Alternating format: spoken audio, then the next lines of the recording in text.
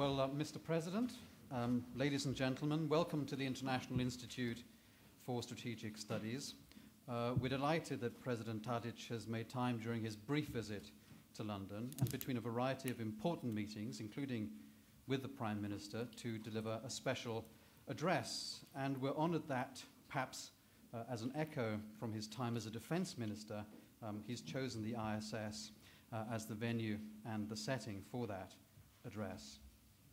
Now, not just in terms of historical allusions or geopolitical maxims, but also in respect of ordinary English usage, the Balkans have, over the years, regrettably, come to be synonymous with fragmentation, conflict, introversion.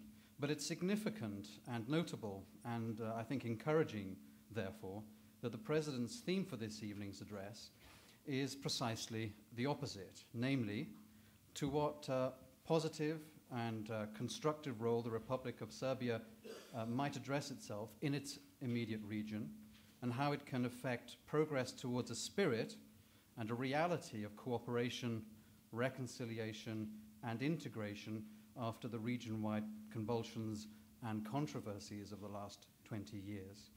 And that goal has an important place in a rather wider integrative and cooperative ambition which the President has set for his country, namely to secure candidacy and eventually membership of the European Union. Now, a verdict on that question is expected to be delivered by the EU before the end of this year.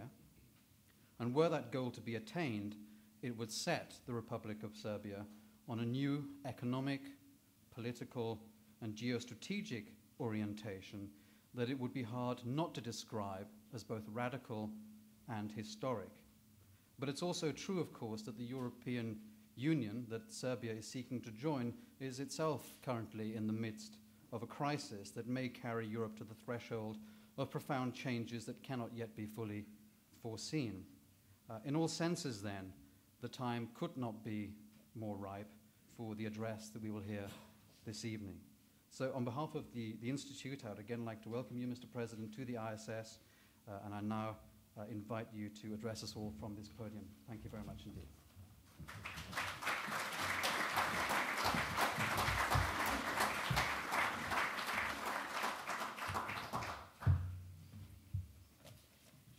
Your Excellencies, ladies and gentlemen, thank you, Mr. Ward, for your kind invitation to me to speak this afternoon at the International Institute for Strategic Studies.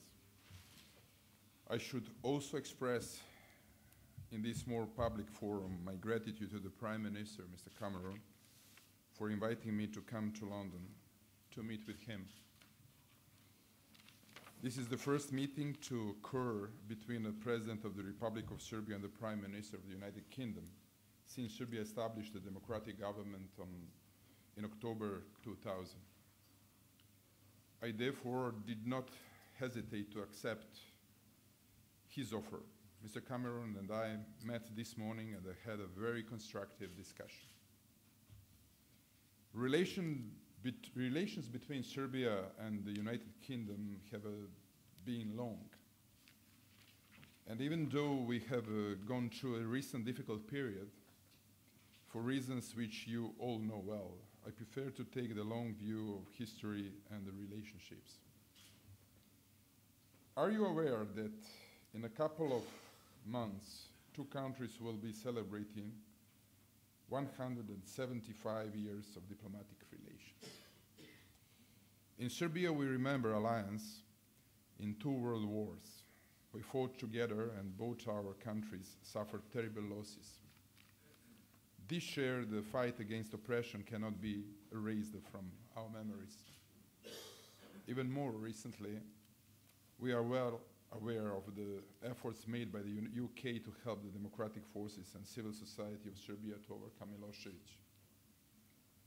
We have much that we share as values, and we must build on them. Today, ladies and gentlemen, I have one fundamental message to you. Our region, the so-called Western Balkans, cannot stand still, waiting for global conditions to improve or for foreign powers to settle our differences. We must move forward together to build our own future and security. We need to do what is necessary to progress to the European Union, even if the Union currently seems reluctant about enlargement. The region must cooperate economically so that we have markets that are viable for investors. We must work with each other to eliminate the networks of organized crime that use our region as a base to penetrate into Europe and which try to influence our states. We must work on building a solid economic base that protects our populations from the worst effects of the global financial crisis and thus prevent the rise of political populism. We must move to create normal relations throughout the region. In many ways, and to different degrees, there has been real progress. Much of it goes unreported. The fact is that I see our role and my responsibility as one of the resolving outstanding issues. And I believe we have achieved a great deal. The cooperation developed at a political level between Serbia and Croatia in the last 3 years has been a very important stabilizing factor for Bosnia. We tend to maintain that cooperation because we both believe that the territorial integrity of Bosnia and Herzegovina is essential to the stability of the region. I have personally insisted to my government that this policy must be viewed as a strategic necessity for the region and a strategic priority for Serbia. There has been a significant increase in the cooperation resulting in joint operations among our police and intelligence to capture leaders of organized crime networks. There is a growing collaboration among investors in the region. As you know, the possibility of profit through cooperation often is the quickest way to break down barriers. In that sense, business can be the flag bearer of political necessity. The need to harmonize our administrative laws and structure with those of the European Union are creating a new and a more common language among us all in the region. As for my country, Serbia, I believe that we have a vital strategic role, and that is to be the engine for the economic development and political stability of the region. Highways, communications networks, energy supply routes all pass through Serbia. Our economic well-being touches the lives of many more beyond our frontiers. This role is a responsibility and one that I take very seriously. We have tried to develop a new trust with our neighbors. Arresting Ratko Mladic and Hadžić was, in my view, a moral necessity for Serbia and an essential step in building that trust. I am now focused on the fight against the global terrorism and organized crime. I should add that we have an excellent cooperation with the British intelligence and SOCA. But I want to emphasize, organized crime and corruption is the contemporary cancer which seeks to buy out states and prevent honest citizens from making a normal living. We have taken some decisive steps lately that have resulted in important arrests. But we must now see the same with our neighbors, because criminals are like water. They settle where there is no resistance. What I want to convey to you is that the coalition government, led by the Democratic Party, my party, set out with some clear goals, and it has moved ahead systematically to deliver those goals. But there were 3 objectives we set which were only partially within our ability to deliver. The first was to ensure economic growth, and this was progressing well until the global financial crisis slowed down investment. The second was to accelerate our path to the European Union. We believe that we have met all the objective criteria and the latest report of the European Commission acknowledged this. I must confess, however, that a feeling has emerged in Serbia that whatever we try to do, there may be some member states who want to delay enlargement. And, as you know, it is very easy to find the reasons to delay any country's progress. And third, we wanted to see if there was a way of normalizing the situation with regard to Kosovo. In some months' time, at the next general elections, the citizens of Serbia will judge whether this coalition has delivered enough to vote it back into the power. I believe they should, and they will, because this is the coalition which has fought for a new democratic base for our country and which has always fought for the choice of Europe. I believe our citizens trust us to deliver what is in the best interest of our country. For this reason, I have signaled on the numerous occasions recently my desire to see a fair and equitable arrangement regarding Kosovo. Almost 1 year ago, I improved our participation in dialogue, facilitated by the European Union between Belgrade and Pristina. The talks were delayed for several months while Pristina went through an election campaign. The talks have produced arrangements, and there have also been interruptions. I want to see momentum restored to this dialogue. Of course, there will be opponents. That happens in all nations with a sense of their own history and sovereignty.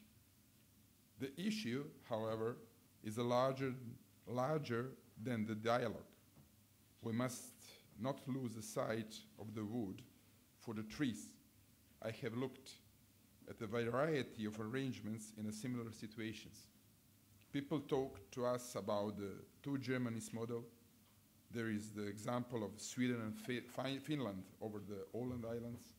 And I'm particularly interested in the one that is most familiar to you, the Good Friday Agreement and the subsequent arrangements between the United Kingdom and the Republic of Ireland.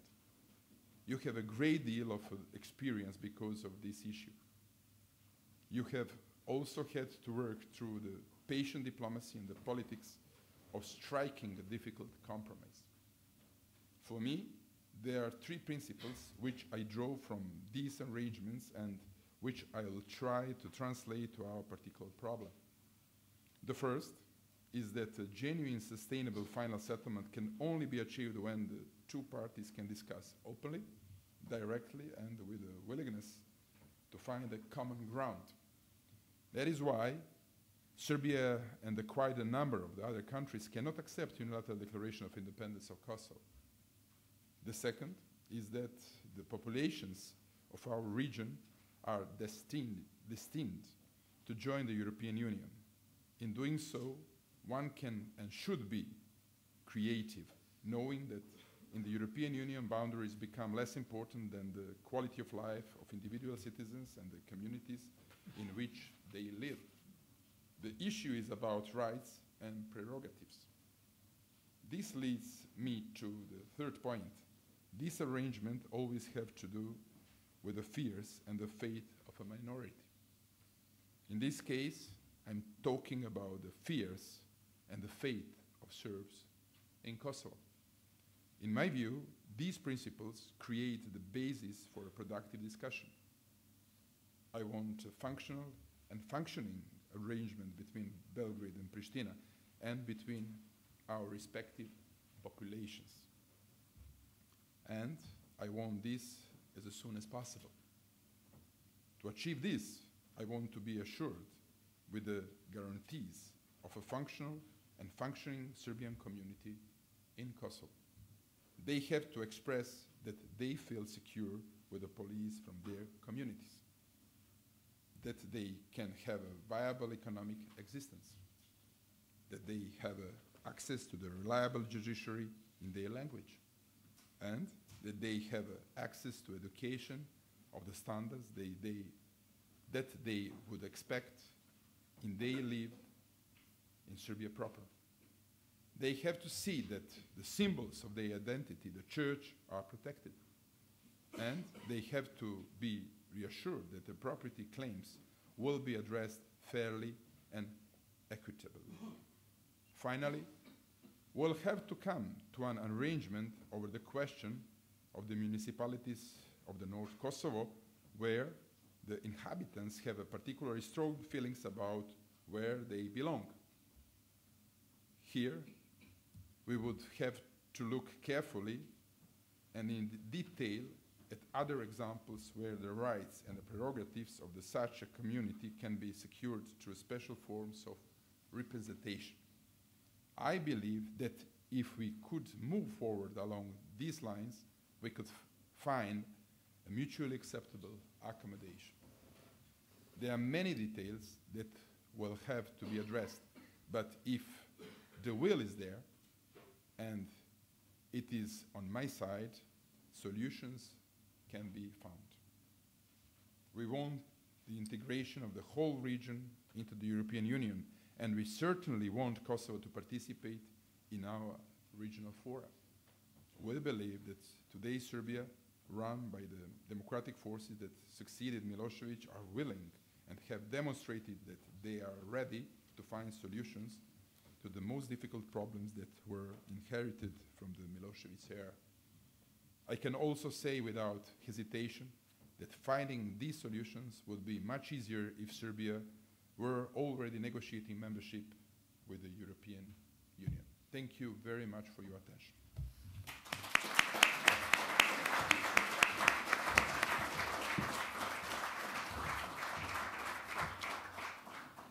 Well, thank you very much indeed for setting out very clearly the focus of your agenda, veering towards very strong patterns of cooperation and trust building with your immediate neighbors, tackling organized crime, attempting to bring about greater economic stabilization and growth. Of course, EU candidacy for Serbia, but part, as you mentioned just a moment ago, of a process of the integration of the whole region into the structures of the European Union. Your slight sense of frustration, perhaps, if I can interpret it that way, about the number and the persistence with which obstacles are being put in your way. And then, of course, I think many of us will have been very struck with what you said about the extent to which the Good Friday Agreement might form a model for workable relations between Belgrade and Pristina, with all of the provisos that you attach to that. The President's very kindly agreed to take questions from the floor. If you'd like to make an intervention, please catch my eye.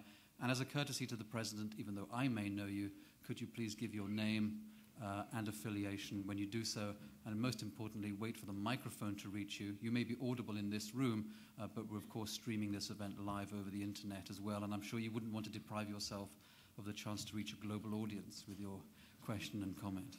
So, with that said, if there's any questioner that would like to start us off. Maybe I can turn to Alex Nicol from the IISS in the front row. Thank you very much. Alex Nicol from the IISS. I wonder if you could just tell us about how you view from Serbia Europe's financial troubles at the moment, and what do you think this could mean for Serbia in the future as it aims for EU membership? It's fine. Well, it looks very bad. First of all, and we hope that the European Union is going to be capable to solve that problem as soon as possible. Otherwise, we are going to suffer, and our economies in the Southeast Europe are very much vulnerable. And the first stage of crisis that can come in our lives will be affected very much. And from that reason, we are looking for we are following what's going on carefully in the European Union in that direction. A few months ago, during the September, I've been talking with the CEOs of the main of the European banks. They told me in that time if Europe is not going to solve problem with the debt, Greek debt, the economies within European Union countries are going to be in a very difficult situation.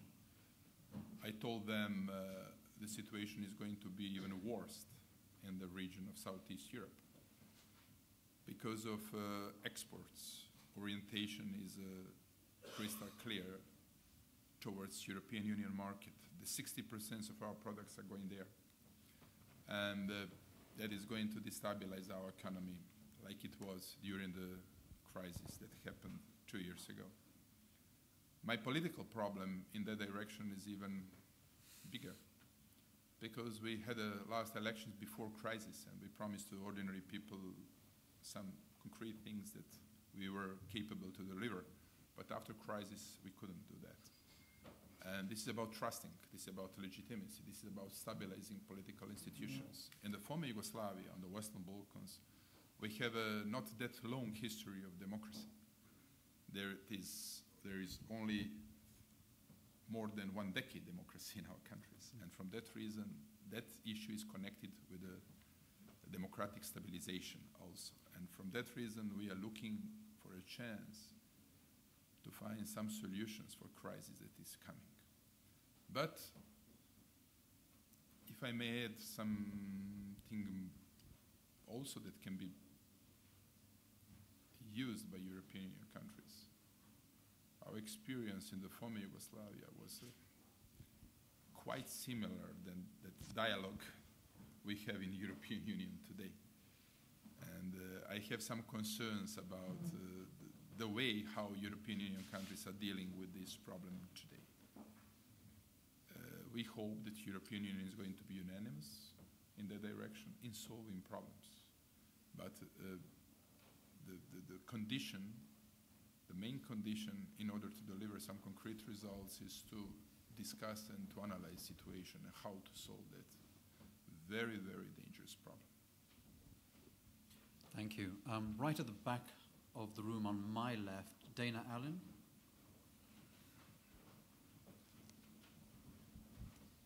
Dana Allen, also from the IISS. Mr. President, you spoke convincingly, I think, of your desire to find creative solutions for securing the rights and the security of the Serb minority in Kosovo. I think it's fair to say on the other side that there's long been a suspicion in Kosovo that the only real intention of Belgrade is to achieve a partition of Kosovo. And without expecting you to negotiate in this room, I'm just wondering if you are suggesting that there should be a solution short of that. Well, I'm here to explain to you what is the strategic interest of Serbia. In that direction, I can be crystal clear by saying partition is attractive but not a realistic solution. At the same time, partition can create instability in Serbia.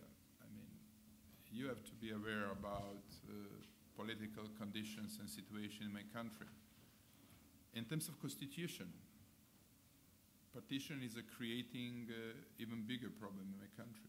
That means if someone is intending to do that, that politician has to ask Parliament for two-thirds majority to organize referenda, and after that, on referenda, it needs 51% votes, and after that, once again, confirmation with a two-thirds majority in Parliament. That's very complicated. Second, this is a high-risky political operation. I mean, unfortunately, we are not sharing views about Kosovo. We are not recognizing Kosovo independence, and we are not going to recognize Kosovo independence. UK is recognizing Kosovo independence, and I'm not expecting UK to change that policy. But this is a point of view from where we are starting to talk about that issue. In my country, people are not going to accept that Kosovo is not part of Serbia. And ordinary people, you cannot convince them even you have some effort in order to convince them about that. And that is political reality also. At the same time, as a politicians, we have to be convinced that somehow we can solve the problem and the challenge we are facing with.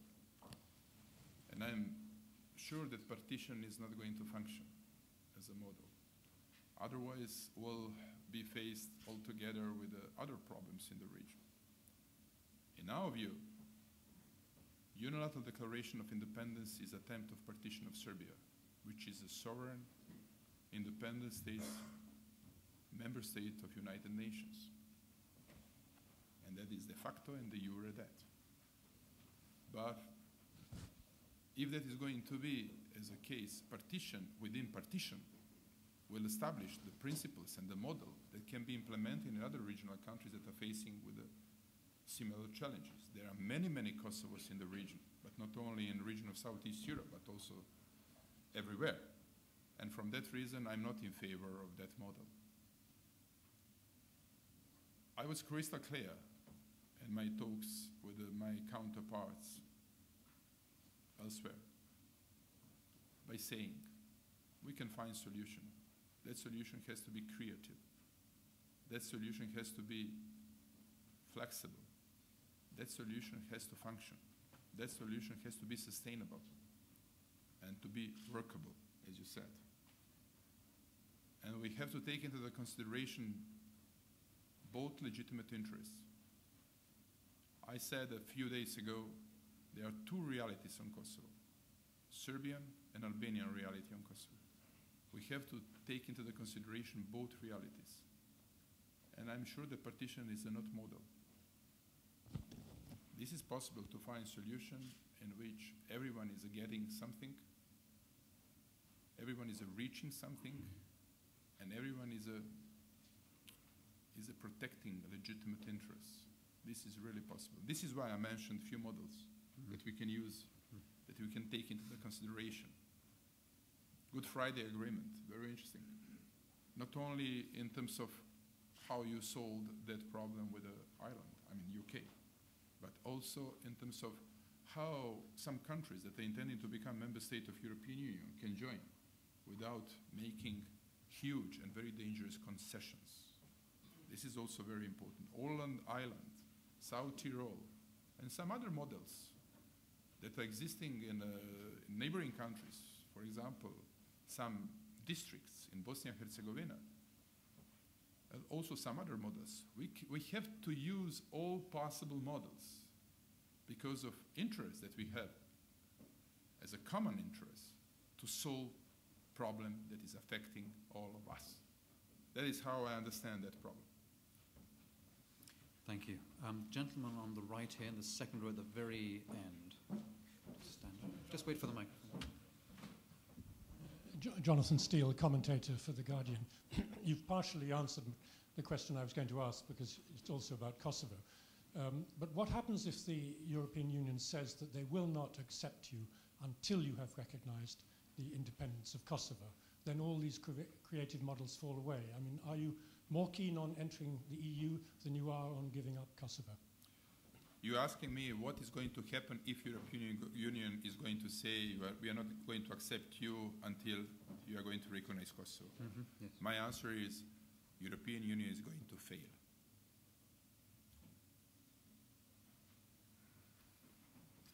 Okay. Martin Bell, please, second row. And then, yes. So we are approaching a very melancholy anniversary, which is that of the destruction and fall of Vukovar on the 21st of November 20 years ago. What lessons do you think we can learn from those terrible events that can help us today? We've been many times victims during the two world wars as the Serbs. And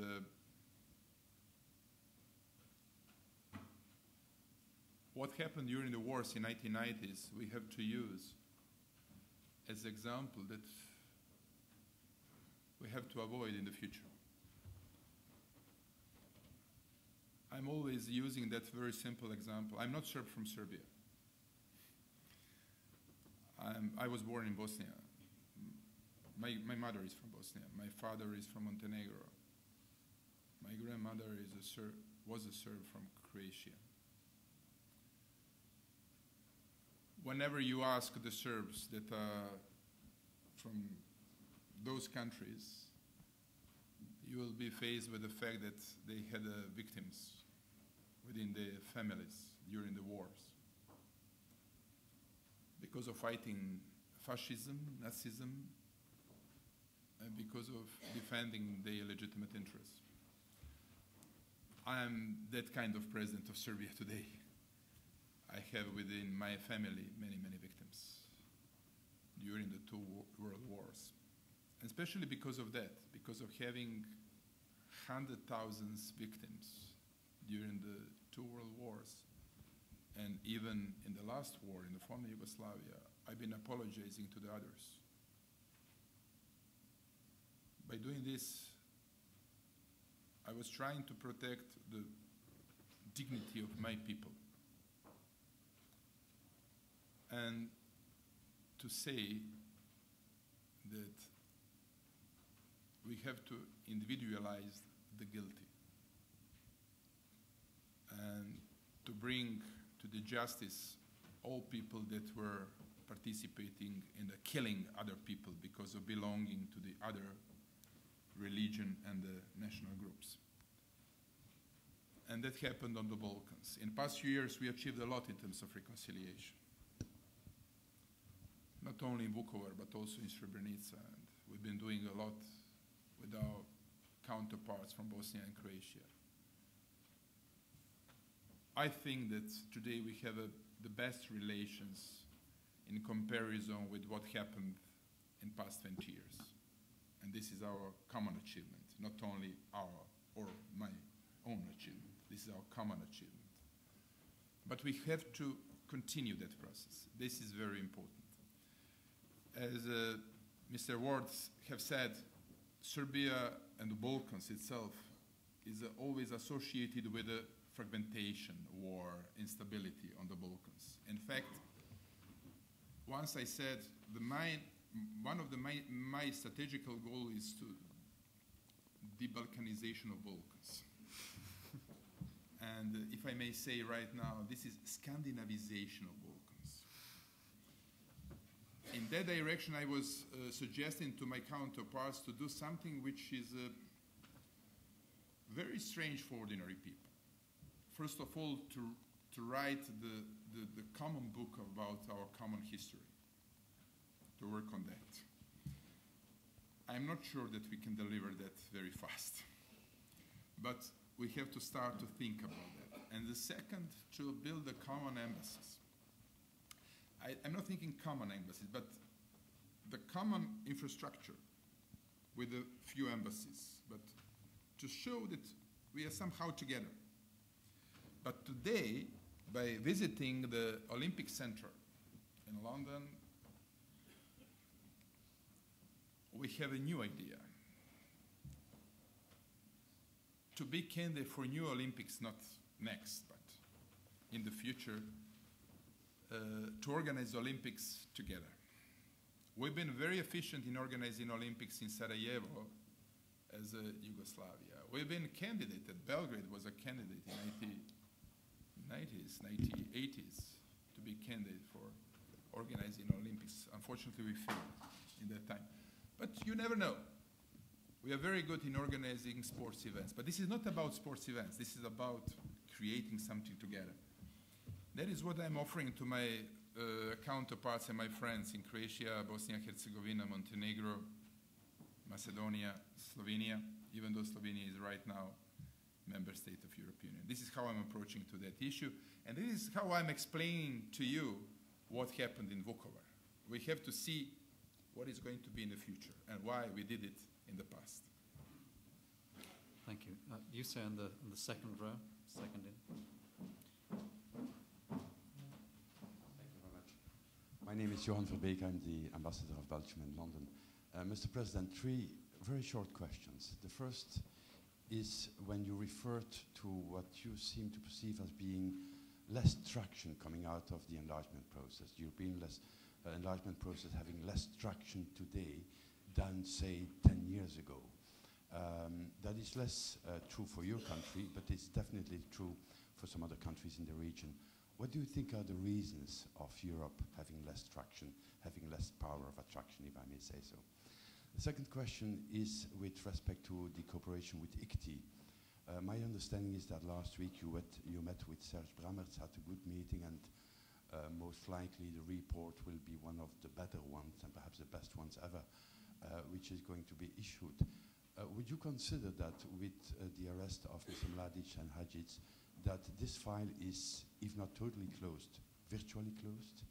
And the last quick question is on your candidature for the OSCE. It is my understanding that some problems have arisen lately as regards that candidature. Have you raised that with the Prime Minister, and what are your views on that? Excuse me, I didn't hear the last question. Your candidature for the OSCE, where a little problem has arisen just last days. And my question is whether you raised that with the Prime Minister and what your views are on that little controversy, if I may say so. Thank you.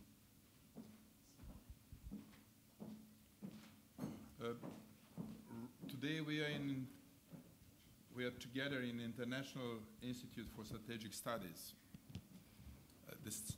Right now I would like to share with you my strategic orientation. That is European integration, not only for Serbia but for all other regional countries. From time to time I'm facing with a challenge to explain why we are keeping that orientation in Serbia, even though European Union is less attractive than a few years ago. 2 days ago I had an interview on our TV, and some journalist and analyst has been asking me why we have to keep Serbia on that track. I was trying to explain to them and to ordinary people, this is strategic orientation.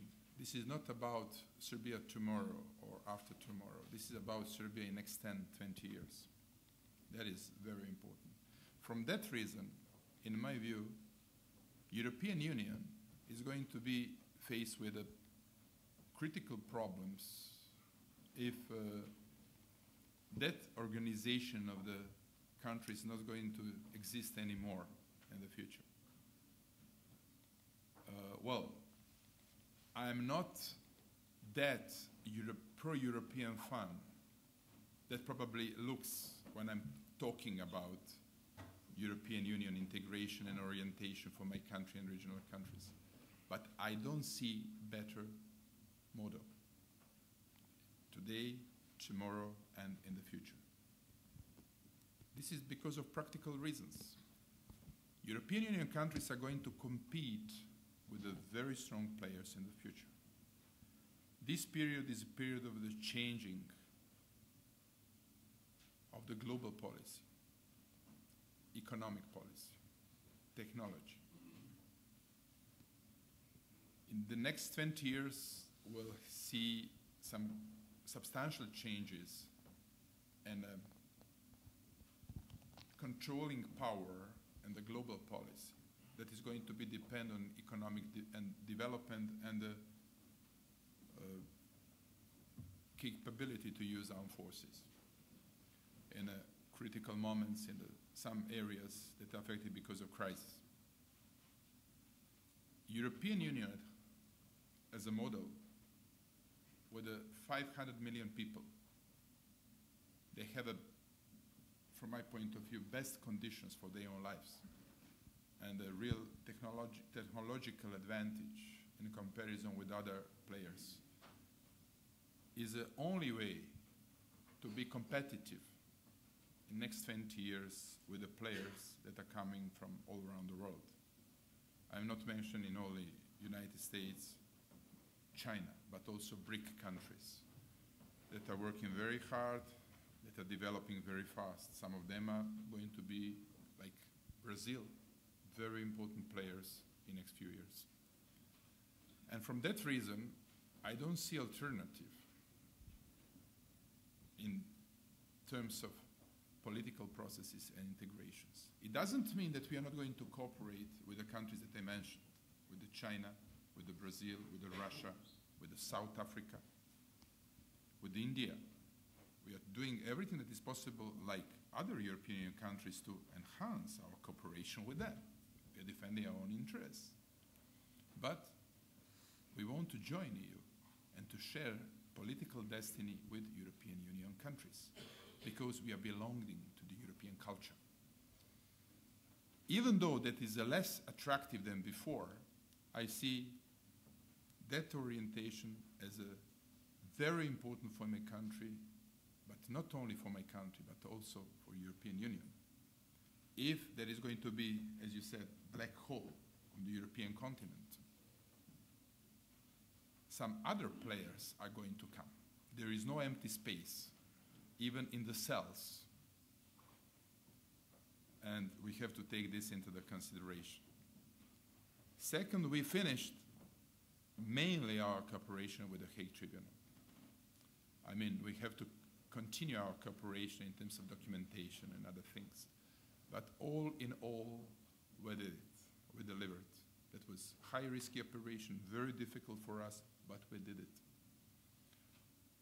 And that was one of the key conditions in terms of process of integration. But this is not only condition, and we are aware about that. In that direction, I mean, I'm not expecting to have any problem in terms of continuing cooperation with the Serbs, Brahmins, and ICTI in the future. But if you want me to explain to you honestly what was my feeling after complying, after finishing that process of investigating and arresting fugitives, it was very specific. Journalists asked me, what do you expect from Europe today? I said, nothing. Because I knew in that time there are some other conditions that we have to fulfill in terms of integrations. But we didn't do that because of European Union and because of conditions in terms of integrations. We did it because of ourselves, because of Bosniaks, Croats, Albanians, because of our moral duty, because of what I explained to you a few minutes ago about what happened in the history and what we are expecting in the future. And that is how I'm approaching to that issue. About OSCE, I think that our candidature in OSCE is quite significant for Serbia, but I hope to solve some challenges we are facing with, probably with some other partners within OSCE. Thank you. Nick Redmond here in the front row. Mr. President, thank you. You've made clear, I don't think anybody can in any doubt, that your preference is to move Serbia closer to the EU and that you have guarded optimism that you will be able to take the next step on the path to accession. I wanted to ask you, however, what happens if the road to the EU is blocked? I'm thinking particularly the strategic implications of Europe turning in on itself. What do you see happening in that case? Might, for instance, the states in southeastern Europe cooperate more together? May we see other countries or poles of attraction trying to establish a presence there? I'm thinking particularly of two large, self-confident countries with very well-known, very well-established leaders who have acquired a taste for a regional role. I'm talking about Turkey and Russia. Thank you. What I expect if European Union is going to block Southeast European countries in terms of joining EU. In fact, if the Huntington strategy is going to be implemented,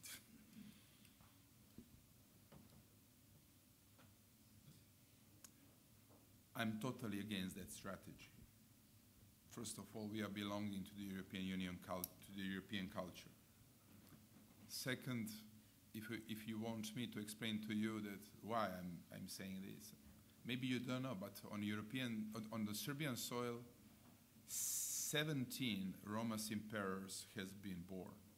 Even Constantine the Great in one of the largest cities in Serbia, Niš. And in next 2 years, we are going to celebrate altogether belonging to the Christianity, which is one of the very important model of identity Europe, even today. It's not only, but one of. I'm living in the region where also Muslim religion is very significant, that I'm accepting very much. And third, we've been growing up in the country which was the former Yugoslavia, which was somewhere between East and West, but more closer to West. And we are that kind of people. And if Europe is going to block former Yugoslav countries that are not belonging to the European Union today, this is why I said European Union is going to fail by doing this. But I said the consequence and the final outcome is going to be new development, new process. There is no empty space. If there is somewhere empty space, some other players or political powers are going to come. And everyone is caring about its own interests. I hope that European Union leaders are going to be responsible and to take seriously what can be implication of that kind of decisions. I hope, I'm not saying this is going to be for sure. I hope. Gentleman in the third row, just over here. Thank you very much. Arjun Krasnici, a diplomat with the Embassy of Kosovo in London here. Your Excellency, thank you very much for a very positive tone on your address. I particularly appreciate the emphasis on cooperation as the only way to remove barriers from the past. Now, there are many examples amongst modern nations that when they've managed to put aside their hostilities and become very good examples of cooperation and partnership. My question is, what hinders Serbia in this road, in this way, in trying to put aside hostilities towards Kosovo? It's in relation to the continuing support and the financing of the parallel criminal structures in the north of Kosovo, which it was actually made clear even by Chancellor Angela Merkel that it is a prerequisite for the EU candidacy status for Serbia. Now, also in follow-up to this very shortly, is there still, in the spirit of your address, is it still necessary for a nationalist discourse for the power holders of Serbia to get elected yet and even survive and preserve power in the modern Serbia of 21st century? Thank you. What do you mean when you mention parallel criminal structures? I'm talking about I don't want to turn this into dialogue, but I'm talking about the criminal gangs and structures that even some of your partners in coalition, actually even the Minister of Defense has actually, Šustanovac, as it was portrayed in the media of B92, in your media, said that Serbia has to come clean and tell the real picture of what happened in the northern Kosovo. We've actually had some even more calls from Vuk Drašković, as you very well know, to his request to shift your policies and try and explain that there are secret services still present in that part of in the northern Kosovo, as it was actually made clear to the Security Committee of your parliament. This is Vuk Drašković cited in B92. When Mr. Drašković is going to be president of Serbia, he's going to deliver these things, but I'm not expecting that he's going to be president of Serbia. And second, there are no parallel structures on the north. To be parallel, that means that you have to be parallel with something. Those institutions are all in that are existing on the north. I'm talking about local municipalities and the people that are leading that institutions. They are elected on the elections, democratic elections, And as a democratic president, I have to say I'm not always sharing views with them. They are more or less against my policy. But I have to respect them as a democratic elected people. When you are associating them with the criminal structures, I think you are failing. First of all, there are criminals on the north and the criminals south of the river Iber. And you have to be aware about what's going on. I hear within European Union, even in some comments, many people are saying criminals are ruling northern part of Kosovo, which is not the truth. There are some criminals on the north. And we know very well who are criminals on the north. But I have to say they are very close in cooperation with the criminals south of the river Iber, that are Albanians. They closely cooperate in trafficking oil. But unfortunately, criminals south of river Iber are very effective in trafficking of drugs. We are cooperating in that with the SOCA very well. We are not doing that only in Serbia, in our region, but globally. 2 years ago, we achieved a world record in capturing 2.5 tons of cocaine on the Atlantic Ocean in that operation with our British and American allies. And we are going to continue that kind of efforts. But we see on the radar clearly criminals that are doing that are coming also from the south of River Iber. If you want me to raise that issue, I am ready. And that is very close collaboration between Albanians and Serbs that are criminals. And whenever I'm hearing that politicians are mentioning criminals on the north, this is not the truth. Criminals are working everywhere. And this is not specific for the north. About parallel structures, if you are mentioning municipalities, local municipalities, those people are directly elected. And they are not criminals. They are politicians. They are not criminals. Even though I'm not sharing views about that blockade that existing on the north, I have to say once again, they are not criminals. And no one has a right to say they are criminals. By putting them in that corner, this is a crystal clear methodology. To say you are criminals and you have to be arrested. Criminals has to be arrested. And I'm asking you why international institutions on Kosovo didn't arrest criminals, neither Albanians nor Serbs, that are operating very often together there. And I'm always saying, because of military technical agreement in Kumanovo, that is not allowing Serbia to participate in a process of fighting criminal activities on Kosovo. We cannot arrest them. Let us to do that. Tomorrow we are going to arrest all of them. But that is going to be violating not only military technical agreement in Kumanovo, which was signed by the Serbian state and the representatives of the NATO in that time, but also resolution 1244.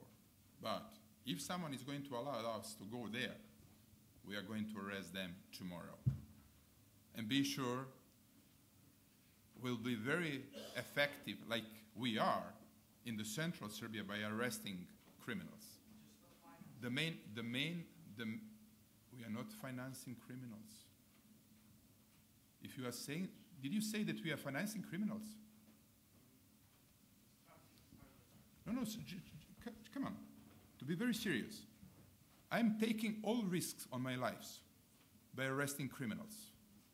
We are doing that in cooperation with the SOCA and with the DEA from the United States. We confiscated 300 million euros of their property in last 2 years. We are taking all risks on our shoulders. This is big fighting, and we are not going to give up. And we have to be crystal clear in that. This is not the truth that we are financing criminals. We are fighting them, and we are going to continue that. We are very serious in that. Whoever is criminal, Serb, Albanian, Croat, Montenegrin, we are going to arrest them. By doing this, we are defending your budgetary policy. Criminals are traffickers of heroin and cocaine, and the end users are not in our region because of our region is not such rich region like European Union.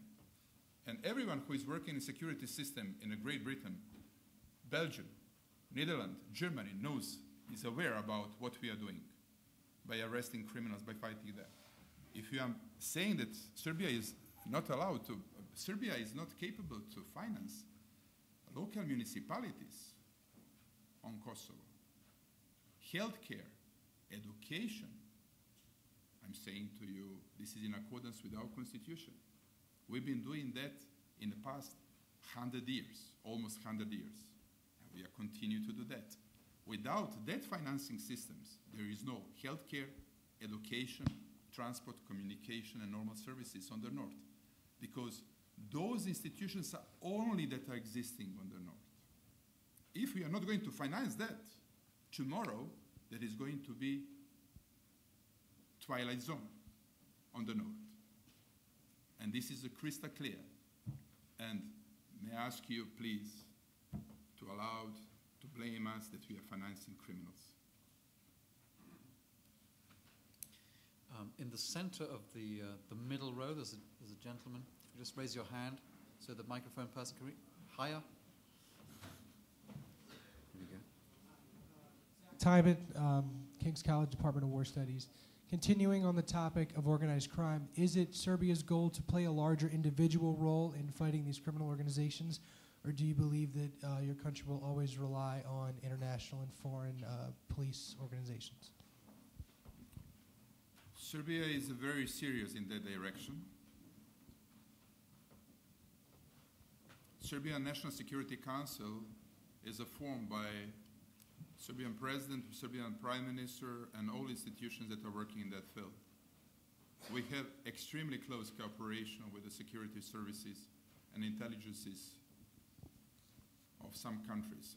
I'm here also because of continuing our cooperation in that field with the Great Britain institutions.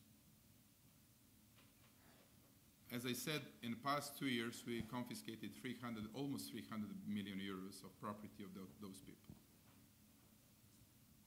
We arrested the main organizers of the clubs.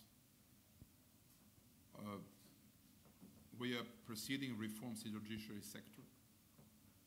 I'm very happy because of European Commission that made a positive report on that issue. And in fact, all in all, in that report, Serbia is once again mentioned as a country that is seriously working on implementing rule of law, not only in Serbia but in the region. And we are going to continue that process. Thank you very much. I'm afraid that we've run out of time, but I'd like to thank you, Mr. President, for coming here, for setting out your strategic orientation so clearly, so vigorously. The next month or so is going to be an extremely interesting and diverting time, and we'll watch it very closely.